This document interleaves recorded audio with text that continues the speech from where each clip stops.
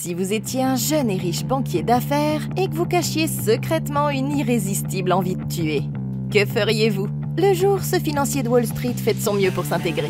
Mais la nuit, il est à la recherche du genre de sensations fortes que l'argent ne peut pas acheter. Je vais vous expliquer les erreurs commises, ce que vous devriez faire et comment battre Patrick Bateman, le boucher du conseil d'administration, dans American Psycho. Un tueur en série complètement dément rôde dans les rues de New York, et c'est la dernière personne que l'on soupçonnerait. Un soir, Patrick Bateman, un riche banquier, et ses 3 associés se retrouvent dans un restaurant chic du centre-ville pour dîner. Ses amis se plaignent de ne pas pouvoir obtenir de réservation dans un endroit plus classe. Ils discutent de la politique du bureau et disent du mal des autres clients du restaurant. Patrick les réprimande pour leur comportement irrespectueux, mais aucun d'entre eux ne se rend compte qu'il est en fait le plus tordu du groupe. Plus tard dans la soirée, lui et ses amis se rendent dans une boîte de nuit huppée où il soudoie les videurs pour y entrer. Très vite, Patrick se dispute avec la barmaid, et tout en souriant, il commence à lui faire des remarques désobligeantes sur la façon dont il aimerait la tuer. Il sait qu'il peut s'en tirer grâce à son statut. Le lendemain matin, il s'adonne à sa routine quotidienne de manière presque robotique, répétant minutieusement les mêmes gestes qu'il fait chaque jour. Il prend très bien soin de lui, suit un régime alimentaire sain, fait du sport et prend rigoureusement soin de sa peau pour garder une apparence jeune. Mais la vérité, c'est que tout ça n'est qu'apparence. En réalité, il ne ressent aucun attachement avec le monde qui l'entoure, et même s'il le cache bien, dans son esprit, c'est comme s'il n'était pas vraiment là. Quand il arrive sur son lieu de travail, c'est Patrick le Tout-Puissant qui entre dans son bureau, les écouteurs sur ses oreilles à écouter de la musique forte et entraînante. Il passe devant sa secrétaire Jean qui ne se doute de rien. Elle lui rappelle les différents rendez-vous qu'il a programmés pour la journée, mais il lui dit de tous les annuler. Avant de sortir, elle le complimente sur son apparence, mais au lieu de la remercier, il lui dit grossièrement de ne plus porter cette tenue et lui suggère que le lendemain, elle devrait porter quelque chose qui la rende plus attirante. Plus tard, Patrick commande un taxi pour aller dîner avec sa fiancée Evelyn, pour qui il n'éprouve pas vraiment de sentiments. Il est là à se détendre et à écouter de la musique, pendant qu'elle parle toute seule de leur projet de mariage. Il s'agace quand elle lui demande son avis, et il lui répond qu'il ne peut pas s'absenter de son travail. Même s'il la déteste et qu'il déteste son travail, ils les tolèrent tous les deux par simple envie de s'intégrer. Au restaurant, Evelyn lui présente ses cousins gothiques et bizarres, et elle accepte avec joie les baisers déplacés de son collègue Timothy Price. Patrick soupçonne que ces deux-là ont une liaison.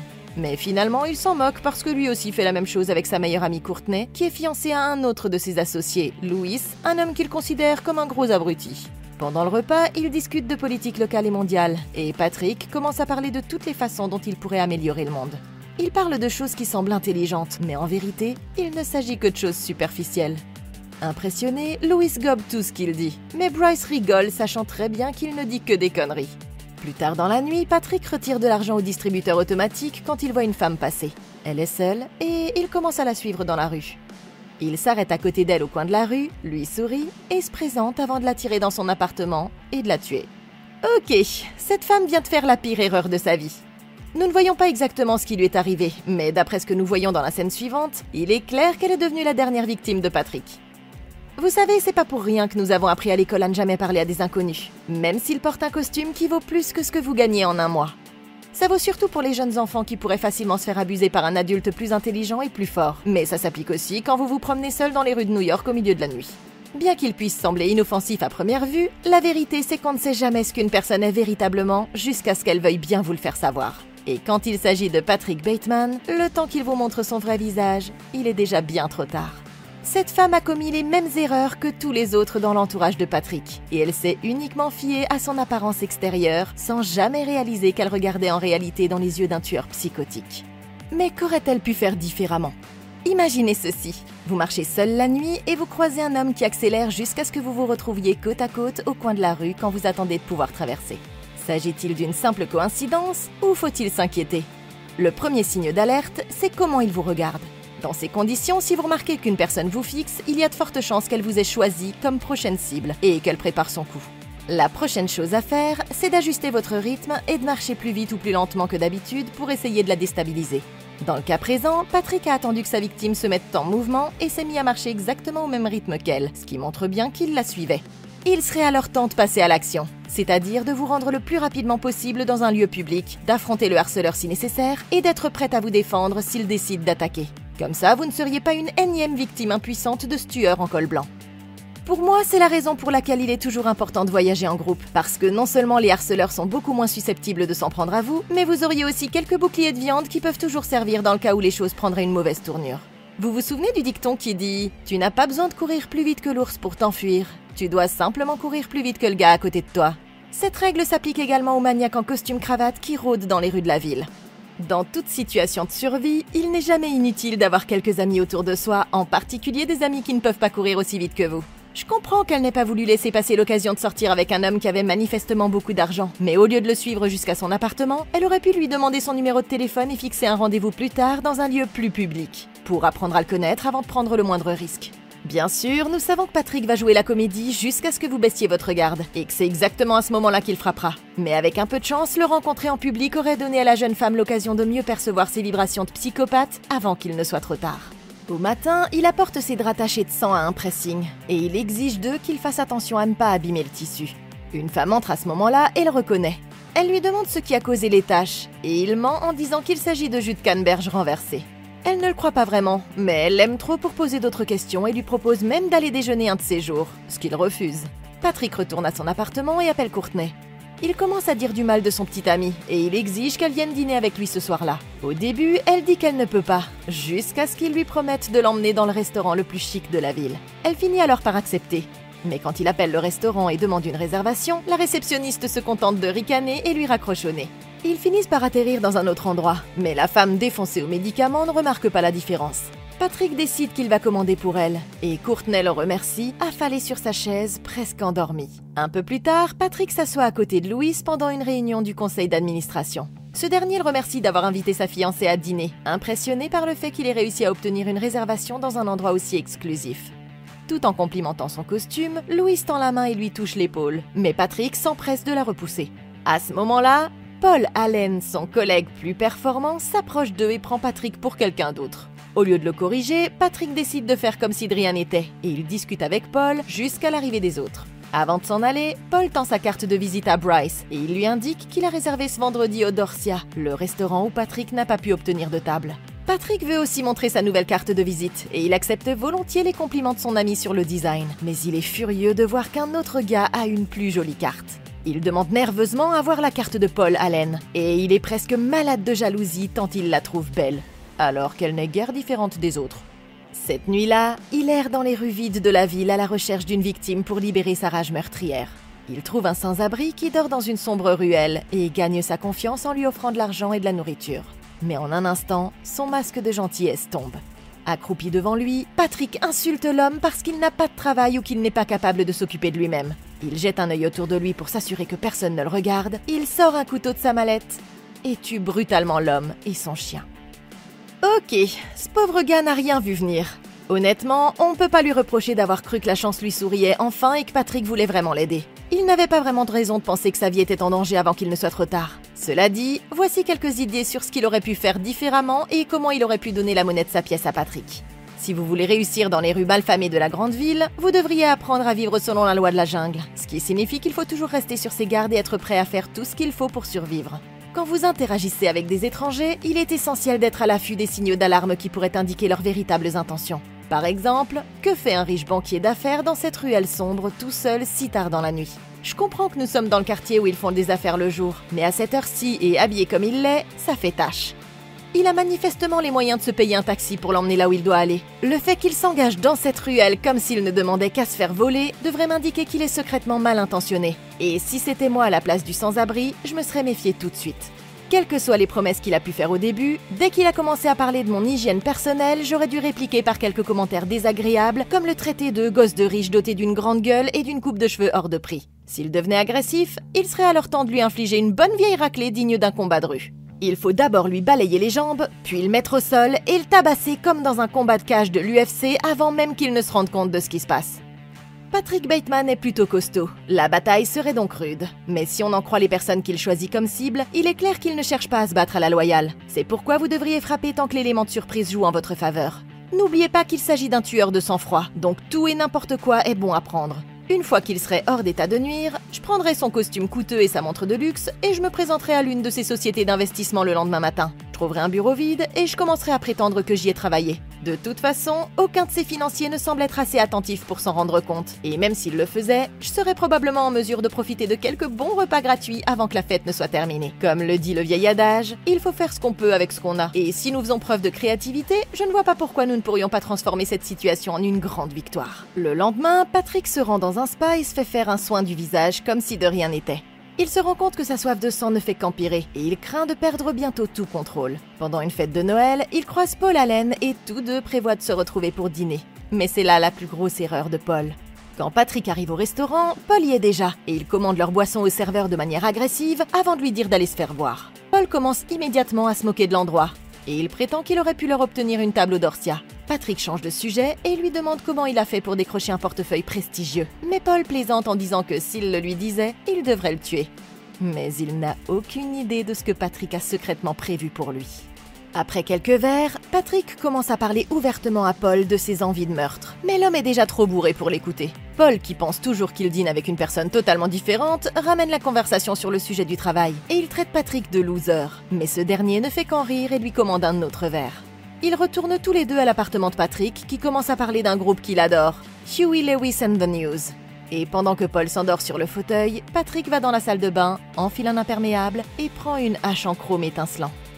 Alors qu'il revient dans le salon en dansant le moonwalk, Paul lui demande pourquoi il a collé des journaux sur le sol et recouvert ses meubles de tissu. Mais Patrick ignore ses questions, et de toute façon, il est déjà trop tard. Il saisit la hache, termine ses réflexions sur la musique, puis attire l'attention de Paul. Il lève la hache au-dessus de sa tête et l'abat dans son dos en poussant un cri démentiel au moment où ce dernier se retourne. Après avoir découpé l'homme en morceaux, il décide de s'asseoir et de fumer un cigare. Satisfait de lui-même, maintenant que le travail est terminé. Ok, Patrick en voulait manifestement à ce type depuis un certain temps. Et il semble qu'il ait une idée très différente de ce que signifie enterrer la hache de guerre. Désolé, j'ai pas pu m'en empêcher. Paul était un peu trop enfermé dans son petit monde pour voir les signes avant-coureurs juste sous son nez. Et au lieu de ça, maintenant il se retrouve enveloppé dans un sac mortuaire. Il n'y a qu'une seule chose à dire. Paul Allen, tu as merde. Commençons par la réunion du conseil d'administration où tu t'étais retrouvé sur la liste de Patrick. Tu étais si imbu de ta personne que tu n'as même pas réalisé que tu parlais à quelqu'un de complètement différent de celui que tu croyais. Même s'il ne se ressemble pas tant que ça, et que le type que tu avais pris pour Patrick se tenait juste là, de l'autre côté de la pièce, le fait que tu n'aies pas pu voir à sa réaction confuse que tu commettais une erreur montre à quel point tu n'es obsédé que par toi-même. Bien sûr, insulter passivement ou de manière frontale ses affaires et faire des commentaires légèrement douteux sur sa petite amie aurait été assez grave. Mais ta plus grosse erreur a été de te vanter d'avoir réussi à obtenir une réservation au Dorsia.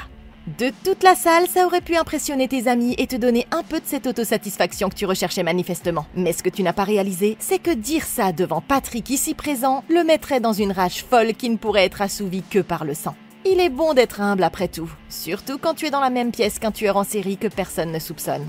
Ce qui est fou, c'est que Patrick n'a même pas essayé de garder le secret très longtemps. Une fois qu'il t'avait attiré dans ce restaurant et que tu avais bu quelques verres, il t'a dit franchement qu'il aimait tuer des femmes pendant son temps libre. Mais comme d'habitude, tu étais trop occupé à penser à la prochaine façon de te vanter pour remarquer les signaux d'alarme qui se trouvaient juste devant toi. Il a même dérapé quand il a dit son vrai nom avant de se corriger rapidement. Mais ça t'est passé au-dessus de la tête. Et moins de 15 minutes plus tard, sans le savoir, tu l'as traité d'abruti en face.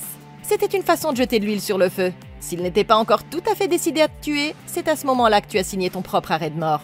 Quoi qu'il en soit, tu as réussi à être tellement bourré pendant un dîner d'affaires informel que quand il t'a ramené à son appartement et que tu as remarqué que l'endroit était aménagé comme la salle d'exécution de Dexter, tu as décidé de faire des blagues à ce sujet au lieu de, je sais pas moi, peut-être fuir pour sauver ta peau.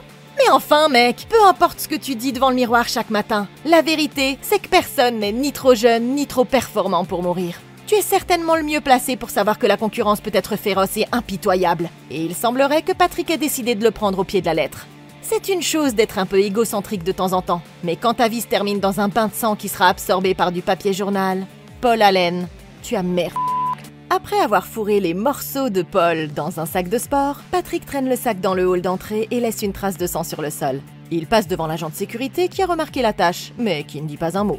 Pendant qu'il fourre le sac dans le coffre d'un taxi, Louise passe par hasard et s'arrête pour complimenter le sac sans jamais demander ce qu'il contient. Patrick se rend à l'appartement de Paul, où il s'énerve immédiatement quand il se rend compte qu'il est plus cher que le sien et qu'il a une meilleure vue. Il prend sa valise et emballe quelques affaires de Paul avant de laisser un message sur son répondeur qui fait croire qu'il est parti à Londres pour une courte durée. Le lendemain, Patrick écoute de la musique dans son bureau et s'énerve quand sa secrétaire lui annonce qu'un inspecteur est venu le voir. Il veut qu'elle lui dise qu'il est parti déjeuner. mais elle lui fait remarquer qu'il n'est que 10h30 et que le détective sait qu'il est là. Il décroche le téléphone et fait semblant de donner des conseils à un collègue, quand l'homme entre dans la pièce. Le détective lui demande s'il a interrompu quelque chose d'important, et Patrick se lance dans une explication longue mais sans intérêt. Après un rire gêné, l'homme se présente comme l'inspecteur Kimball, et il dit qu'il a été engagé par la petite amie de Paul pour enquêter sur sa disparition. Patrick répond qu'il n'a rien entendu, et l'inspecteur lui pose des questions générales sur lui-même et sur ce qu'il savait de Paul, en lui demandant par exemple où l'homme passait son temps libre et où il avait fait ses études. Après quelques questions, Patrick fait remarquer que le détective devrait déjà savoir tout ça, et celui-ci répond que c'est le cas en effet. Il veut juste voir ce que Patrick pourrait lui apprendre. C'est maintenant Patrick qui commence à poser des questions. Il est curieux de savoir si l'inspecteur a des preuves qui permettraient d'identifier un suspect, et si la police est officiellement impliquée. Kimball évoque le message qui indique que Paul s'est rendu à Londres, et il ajoute que des personnes ont effectivement déclaré l'avoir vu là-bas, bien qu'il n'ait pas été en mesure de vérifier leur récit. Il pense néanmoins que les circonstances sont très suspectes, et Patrick lui répond d'une voix étrange et baisse ainsi sa garde un court instant. Il reste assis dans un silence gênant pendant un moment, jusqu'à ce que Patrick mentionne qu'il a un déjeuner de travail dans 20 minutes et qu'il doit y aller. Le détective lui fait remarquer que le restaurant est situé dans les quartiers chics, et qu'il va être en retard. Mais Patrick insiste sur le fait qu'il y a un autre restaurant à proximité. Il serre la main de l'homme et promet de l'appeler s'il a d'autres informations utiles. Ok, Patrick ment effrontément à cet homme, et bien qu'il ne connaisse pas encore la vérité, il semblerait que le détective se soit rendu compte que quelque chose n'allait pas. Au cours de leur conversation, Patrick a commis de nombreuses erreurs qui me rendraient immédiatement méfiante. Par exemple, quand le détective l'a interrogé sur son soi-disant appel téléphonique, il s'est rapidement lancé dans une explication longue et inutilement détaillée, ce qui est un signe certain que quelqu'un ment. Il a également demandé à 2 reprises pourquoi le détective lui rendait visite, et quand celui-ci a mentionné qu'il enquêtait sur la disparition de Paul Allen, Patrick a réagi en conséquence comme s'il savait de quoi il parlait, alors qu'il n'aurait pas dû en avoir entendu parler. Une fois qu'il a compris la raison de la présence de l'homme, Patrick a continuellement interrompu le cours de la conversation.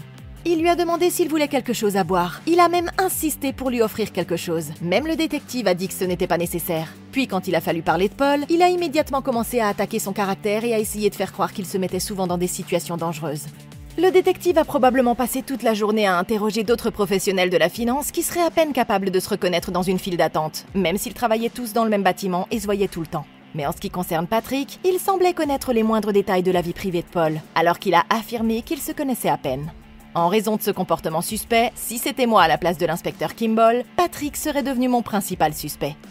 Avant de passer à autre chose, j'aurais attendu à l'extérieur du bâtiment qu'il quitte le travail, et je l'aurais suivi pour voir ce que je pouvais découvrir d'autre. Il y a 3 possibilités pour ce qui pourrait se passer par la suite. Premièrement, il pourrait retourner sur les lieux du crime et faire quelque chose de suspect, ce qui me donnerait des preuves solides pour monter mon dossier. D'autre part, maintenant qu'il sait qu'un détective est impliqué, il pourrait devenir nerveux et me conduire directement au corps de Paul Allen et essayer de le dissimuler, ce qui me permettrait de le prendre en flagrant délit. Enfin, si je le traquais la nuit, je pourrais le surprendre en train de s'attaquer à sa prochaine victime, ce qui m'aiderait non seulement à prouver sa culpabilité, mais aussi à sauver la vie de quelqu'un d'autre. Si c'était moi à la place de l'inspecteur, je surveillerais Patrick de près à partir de maintenant, et j'essaierais de le traduire en justice avant qu'il n'ait l'occasion de frapper à nouveau. Ce soir-là, Patrick prend sa limousine pour se rendre dans un quartier louche de la ville, et il trouve cette prostituée au coin de la rue. Il lui demande de le rejoindre dans son appartement, mais la jeune fille lui répond qu'elle n'est pas supposée faire ça. Mais après qu'il lui ait montré quelques billets, elle finit par accepter. Pendant le trajet, il appelle un service d'escorte et leur demande d'envoyer une autre fille. Il se présente à la fille comme Paul Allen, et lui dit qu'il va l'appeler Christy. Arrivé à son appartement, Patrick fait prendre un bain à Christy et lui offre un verre de vin avant d'aller chercher l'autre fille qu'il décide d'appeler Sabrina. Pendant que les filles s'installent, Patrick fait passer un CD de Phil Collins, et il commence à en parler comme il l'avait fait quand il a tué Paul. Il les invite dans la chambre à coucher, et il se livre à des jeux d'adultes, pendant que Patrick s'admire dans un grand miroir accroché au mur. Au bout d'un moment, les filles disent qu'elles veulent s'en aller, mais Patrick va jusqu'à un tiroir rempli d'armes de torture, et en sort un cintre en disant qu'il n'en a pas encore fini avec elles. Quand il les laisse enfin partir, elles ont toutes les 2 des égratignures. Elles saignent et elles sont manifestement contrariées par ce qui vient de se passer. Le lendemain, Patrick et les garçons se rendent dans un bar huppé et restent assis à faire des commentaires vulgaires sur les femmes. C'est alors que Louis rejoint le groupe et qu'il fait ce qu'il ne faut absolument pas faire, montrer sa nouvelle carte de visite à Patrick. Patrick, bien sûr, entre immédiatement dans un accès de jalousie. Il insulte ses amis et se lève pour suivre Louis aux toilettes. À l'intérieur, il voit ce dernier à l'urinoir. Il se faufile derrière lui et enroule ses mains tremblantes autour de sa gorge. Au lieu de paniquer, Louis se retourne et lui embrasse le poignet. Il pense que Patrick lui fait des avances, et il lui dit qu'il est d'accord. Dégoûté, Patrick se dirige vers le lavabo et se lave les gants. Il quitte le bar en claquant la porte, alors que Louis lui fait signe qu'il l'appellera plus tard.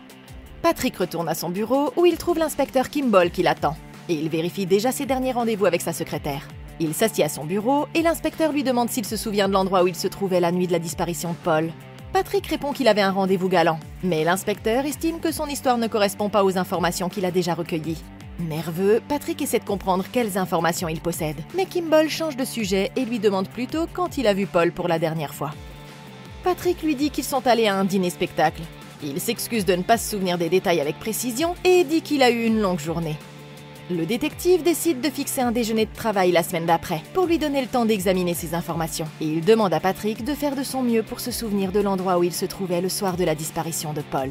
Juste avant de partir, Kimball sort le CD que Patrick écoutait quand il a tué Paul, mais il dit qu'il n'en a jamais entendu parler.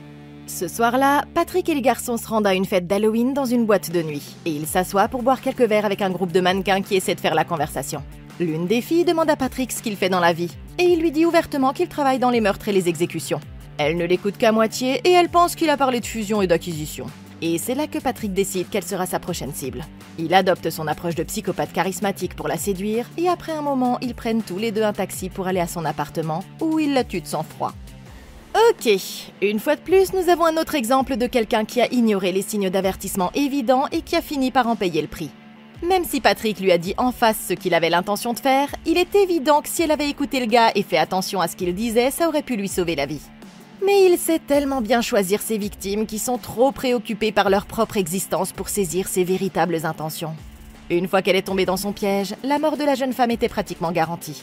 Mais pendant qu'ils étaient à la fête, Patrick a fait quelque chose qui me donne une idée de la façon dont ses futures victimes pourraient survivre si elles pensaient de manière intelligente. Alors qu'il se trouvait dans les toilettes avec les garçons, nous avons pu voir qu'il prenait plaisir à sniffer des substances illicites de temps en temps. Donc si vous avez l'occasion de faire un petit mélange dangereux, vous pourriez être en mesure de mettre Patrick hors jeu sans avoir à lever le petit doigt. C'est une tactique perverse, mais il ne faut pas oublier à qui nous avons affaire. Patrick est le meurtrier le plus insensible et le plus froid qui puisse exister. Alors quand il s'agit de le mettre hors d'état de nuire pour de bon, il n'y a vraiment aucune stratégie que je n'envisagerais pas. Bien sûr, il faudrait pour ça que vous vous rendiez compte de ce qui se passe, avant qu'il ne soit trop tard. Et aussi que vous ayez la possibilité de trouver quelque chose dans sa planque sans qu'il s'en aperçoive, ce qui rend cette stratégie extrêmement difficile à mettre en œuvre. Mais comme toujours, nous devrions envisager toutes nos options quand il s'agit d'une question de vie ou de mort. Le lendemain au bureau, Patrick joue avec quelques mèches de cheveux blonds de la femme, et il les cache rapidement quand sa secrétaire entre dans la pièce. Il est en train de faire des mots croisés, mais au lieu de remplir les cases avec les bonnes réponses, il couvre toute la page avec les mots viande et os. D'abord, Patrick ne lève pas les yeux, mais au moment où Jean s'apprête à partir, il lui demande si elle veut se joindre à lui pour dîner, et il lui laisse le choix du restaurant. Elle réfléchit et choisit Dorcia. Patrick décroche le téléphone pour les appeler sur le champ. Le restaurant dit qu'il est complet, mais il prétend avoir obtenu la réservation et lui dit de le retrouver chez lui pour boire un verre avant de partir. Ce soir-là, Patrick offre à Jean une glace qui provient de son congélateur, où se trouve également la tête du mannequin qu'il a tué la veille. Pendant qu'elle prend place sur le canapé, il parcourt la cuisine à la recherche d'armes de crime potentielles, et il la distrait en lui demandant ce qu'elle veut faire de sa vie. Dans le placard, Patrick sort un rouleau de ruban adhésif, et il raconte à Jean une anecdote amusante sur le nom du chien de Ted Bundy. Mais il est visiblement déçu quand elle lui répond qu'elle ne sait pas de qui il s'agit. Elle remarque le ruban adhésif qu'il essaie à peine de dissimuler, mais elle n'en fait aucun cas. Il lui demande de continuer à parler d'elle alors qu'il s'approche par derrière et pointe un pistolet à clous à l'arrière de sa tête. Jean ne se retourne même pas pour voir ce qu'il fait, mais juste au moment où il allait appuyer sur la gâchette, Evelyn l'appelle et lui laisse un message sur son répondeur. Embarrassé, Jean demande à Patrick s'il veut qu'elle parte. Et il lui répond qu'il pense qu'elle devrait s'en aller. Il lui dit que si elle reste, il pourrait lui faire du mal. Avant de sortir, elle lui rappelle qu'il a un rendez-vous avec le détective le lendemain. Et il la remercie alors qu'elle s'en va. Patrick retrouve Kimball pour le déjeuner et le détective explique que la nuit où Paul a disparu, il était censé dîner avec un collègue nommé Marcus Halberstram. Mais Marcus a nié les faits et son alibi a été vérifié. Nerveux, Patrick demande où Marcus dit avoir été. Et Kimball répond que l'homme était dans un club avec un groupe de collègues, dont Patrick lui-même. Patrick commence à rire et il dit qu'il s'en souvient maintenant. Et il explique qu'il a dû mélanger les dates. Le détective est sûr de le voir réapparaître quelque part, plaisantant à l'idée qu'un de ses amis pourrait vouloir le tuer sans raison. Mais Patrick ne trouve pas ça très drôle. Ce soir-là, Patrick retrouve Christy pour lui proposer un autre rendez-vous. Mais elle ne veut rien avoir à faire avec lui et lui dit qu'elle a dû aller à l'hôpital la dernière fois. Il insiste sur le fait qu'elle sera en sécurité. Il l'attire dans la voiture avec une liasse de billets et tente de lui offrir un verre. Elle continue à garder ses distances et dit qu'elle pourrait avoir besoin d'une opération après ce qu'il lui a fait et qu'elle pense à prendre un avocat. Mais Patrick lui dit de ne pas le faire et il lui fait un chèque sur le champ. Dès qu'elle l'a en main, elle saute de la voiture et commence à marcher dans la rue. Mais Patrick demande à son chauffeur de la suivre. Il la siffle et agite d'autres billets par la fenêtre ouverte. Elle comprend qu'il n'abandonnera jamais. Elle se dirige vers la voiture et tend la main pour prendre l'argent. Mais il ouvre la porte et la fait monter en lui promettant de lui donner la moitié maintenant et l'autre moitié plus tard. Cette fois-ci, ils se rendent à l'appartement de Paul Allen où il rencontre l'amie de Patrick, une femme nommée Elizabeth. Pendant que les filles font connaissance, il écrase quelques comprimés et verse la poudre dans une bouteille de vin avant de leur servir à chacune un verre. Elizabeth évoque le type qui a disparu et elle demande à Patrick s'ils étaient amis. Mais il change rapidement de sujet et leur verse d'autres verres. Il leur dit qu'il veut les regarder s'envoyer en l'air. Au début, elles refusent toutes les deux, mais après plusieurs verres de vin, elles commencent à s'embrasser sur le canapé. Pendant qu'elles s'adonnent à leurs activités, Patrick commence à parler de musique. Cette fois, il les régale en philosophant sur sa chanson préférée de Whitney Houston. Ils se dirigent tous les trois vers la chambre à coucher pour des activités plus adultes. Et pendant que Patrick est distrait, Christy décide qu'il est temps pour elle de s'éclipser. Alors qu'elle prend ses affaires, elle remarque du sang sur les draps et voit que l'autre femme commence à se débattre. Tout à coup, Patrick se tourne vers elle, le regard complètement fou et le visage et la bouche couverts de sang. Terrifiée, Christy prend ses jambes à son cou et ouvre une porte qu'elle croit être la sortie. Mais elle se rend compte qu'il s'agit en fait d'un placard à l'intérieur duquel sont pendus les corps de deux autres femmes. La jeune femme hurle et claque la porte. Elle court vers une autre pièce qui, elle aussi, est remplie d'encore plus de sang et de cadavres. Patrick arrive alors par le coin de la chambre. Il brandit une tronçonneuse et il ne porte rien d'autre qu'une paire de baskets. Christy fait le tour de l'appartement, arrive à la salle de bain et glisse dans le sang d'une autre femme morte. Mais avant qu'elle ne puisse se relever, Patrick se précipite derrière elle et lui mord la cheville. Elle lui assène un violent coup de pied au visage et parvient enfin à rejoindre le couloir tout en hurlant à plein poumon. Elle sprinte dans le couloir en frappant sur toutes les portes et elle implore qu'on l'aide. Mais personne ne la laisse entrer. N'ayant pas d'autre choix, elle trouve le chemin de l'escalier et elle commence à descendre en courant. C'est alors que Patrick la poursuit avec la tronçonneuse. Il tient celle-ci au-dessus de la rampe et il attend le bon moment pour la lâcher.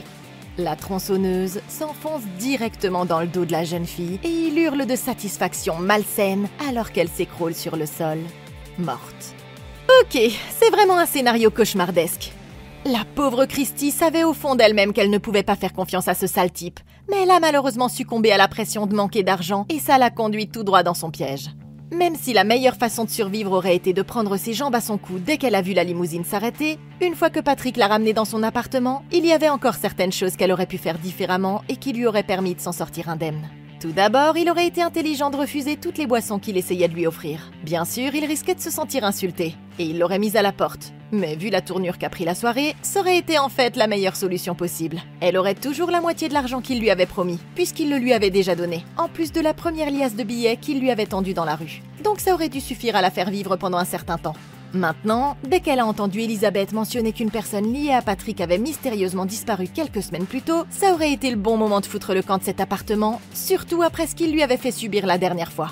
Bien sûr, une fois qu'ils ont commencé à faire des cochonneries au lit, les véritables intentions de Patrick sont enfin apparues au grand jour. À ce moment-là, Christy n'avait plus que deux options, fuir ou se battre. Malheureusement, elle n'avait pas les idées très claires et ne savait pas comment était disposé l'appartement, ce qui l'a empêché de trouver rapidement la sortie. Je comprends que la situation était intense, mais c'est pas comme si on lui avait bandé les yeux tout le temps quand ils se sont dirigés vers la chambre. Donc si elle avait été plus attentive, elle aurait pu se souvenir de son chemin jusqu'à la sortie. La cuisine et le salon étaient remplis de bouteilles en verre et de statues décoratives qu'elle aurait pu utiliser pour se défendre si elle avait voulu se battre. Le seul problème, c'est que Patrick a brandi une tronçonneuse, ce qui signifie que la fuite était franchement la meilleure solution. Une fois dans le couloir, au lieu de crier à l'aide, elle aurait dû crier « Un feu !» ou chercher une alarme incendie à déclencher. La plupart des gens sont trop effrayés pour intervenir quand quelqu'un crie au meurtre devant leur porte. Mais s'ils pensaient que leur propre vie était en danger, toutes les personnes présentes dans l'immeuble seraient rapidement sorties dans le couloir, ce qui lui aurait permis d'avoir de nombreux témoins et de se cacher dans la foule pendant qu'elle s'enfuyait. Sinon, au lieu de crier à tout va, elle aurait aussi pu essayer de se glisser hors de sa vue et de se cacher discrètement quelque part jusqu'à ce que Patrick passe et qu'elle ait une vue dégagée sur la sortie. En ce qui concerne la chute de la tronçonneuse, ça semble assez évident. Mais sérieusement, regarde dans l'air et ne cours pas directement sous cette fichue machine. Si elle avait attendu qu'il aligne le tir puis s'était arrêtée dans sa course, le tir l'aurait complètement manqué. Et non seulement elle serait encore en vie, mais si l'engin fonctionnait encore après la chute, elle aurait eu une arme très puissante pour se défendre si Patrick continuait à s'en prendre à elle. Elle était si proche de la ligne d'arrivée. Mais malheureusement, elle n'est rien d'autre qu'une victime de plus de ce malade. On dirait que Patrick devient de plus en plus téméraire. Et il est temps pour lui que le véritable carnage commence. Le lendemain, alors qu'il est au restaurant avec sa fiancée, Patrick dessine la scène du crime avec des crayons de couleur et lui explique que ses pulsions meurtrières sont de plus en plus fortes. Comme d'habitude, elle ne l'écoute pas, jusqu'à ce que Patrick lui annonce qu'il veut rompre. Evelyn essaie d'abord d'écarter la question et de changer de sujet. Mais Patrick insiste sur le fait qu'il est sérieux et il lui dit que tout sentiment qu'elle pense qu'ils ont partagé était totalement unilatéral. La femme se met à pleurer. Elle provoque une scène et attire l'attention de tout le monde dans le restaurant. Il décide qu'il est temps de partir et lui dit qu'il doit rendre des cassettes vidéo et la laisse seule à la table. Patrick se rend à un distributeur de billets pour retirer de l'argent. Il remarque un chaton qui miaule à ses pieds et le ramasse. À ce moment-là, il a une hallucination et croit que le distributeur lui dit « Donne-moi un chat errant à manger ». Il approche le chaton du lecteur de cartes, sort un pistolet de sa veste et le pointe sur la tête du chaton. Mais au moment où il s'apprête à appuyer sur la détente, une vieille dame s'approche et tente de l'arrêter. Il lui tire alors une balle dans la poitrine et la tue sur le coup. Mais une voiture de police qui passait par là entend le coup de feu. Ils mettent les sirènes en marche et Patrick s'élance sur la route en déclenchant désespérément toutes les alarmes des voitures pour essayer de faire diversion, avant de se réfugier dans une ruelle et de courir jusqu'à la rue suivante. Avant qu'il ne puisse aller plus loin, 2 autres voitures de police s'arrêtent pour lui couper la route, et il ouvre immédiatement le feu. S'ensuit alors un échange de balles avec les officiers jusqu'à ce qu'ils touchent le réservoir d'essence de la voiture, provoquant une énorme explosion qui semble tous les tuer. Patrick prend la fuite, traverse le hall d'un immeuble de bureau voisin et tire une balle dans la tête de l'agent de sécurité quand il passe devant la réception. Alors qu'il s'apprête à sortir par derrière, il aperçoit un agent d'entretien qui sort d'un ascenseur. Il fait le tour complet de la porte tambour pour lui tirer dessus, avant de sortir à l'extérieur et de prendre la fuite. Finalement, Patrick arrive sur son lieu de travail. Il s'inscrit à la réception et prend l'ascenseur jusqu'à son bureau. Alors qu'un hélicoptère de la police vole à l'extérieur, il prend son téléphone, appelle son avocat et d'une voix hystérique commence à lui avouer tous ses crimes. En pleurs, il déclare avoir tué des dizaines de personnes, dont Paul Allen, dont le corps est en train de se dissoudre dans une baignoire quelque part dans le quartier de Hell's Kitchen. Il a filmé nombre de ses crimes et a même essayé de cuisiner certaines de ses victimes. Et il dit avoir mangé la cervelle de certaines d'entre elles. Cette fois-ci, il ne pense pas s'en sortir et il veut qu'il se retrouve le lendemain pour en parler. Le lendemain matin, Patrick s'acquitte de sa routine habituelle avant de se rendre à l'appartement de Paul où il a l'intention de nettoyer autant de preuves qu'il le peut. À sa grande surprise, il constate que l'endroit est déjà impeccable et que les corps dans le placard ont disparu. Une agente immobilière s'approche de lui et lui demande s'il a vu son annonce de location dans le Times. Il répond par l'affirmative, mais elle lui dit immédiatement qu'il n'y a pas eu d'annonce dans le Times. Elle lui demande de partir et de ne jamais revenir. Et il lui promet de ne pas revenir et lui dit de ne pas s'inquiéter. Il se rend à une cabine téléphonique, appelle Jean et lui annonce de façon hystérique qu'il ne pourra pas se rendre au bureau cet après-midi. Inquiète, elle va à son bureau et commence à fouiller dans ses affaires. Elle trouve un carnet rempli de dessins horribles de toutes ses victimes. Pendant ce temps, Patrick se rend dans un restaurant avec ses associés et il fait de son mieux pour donner l'impression que tout est normal. Il repère son avocat au bar, va le voir et lui demande s'il a bien reçu son message.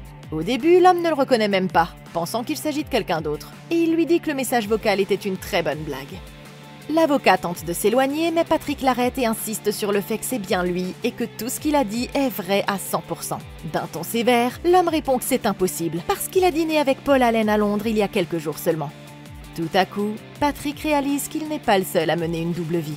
La vérité, c'est que tous les membres de son entourage mentent constamment pour avancer, et que la corruption est si profonde qu'il sera impossible qu'il soit démasqué un jour. Malgré tout ce qui s'est passé, il ne sera jamais attrapé. Et son carnage ne peut que continuer.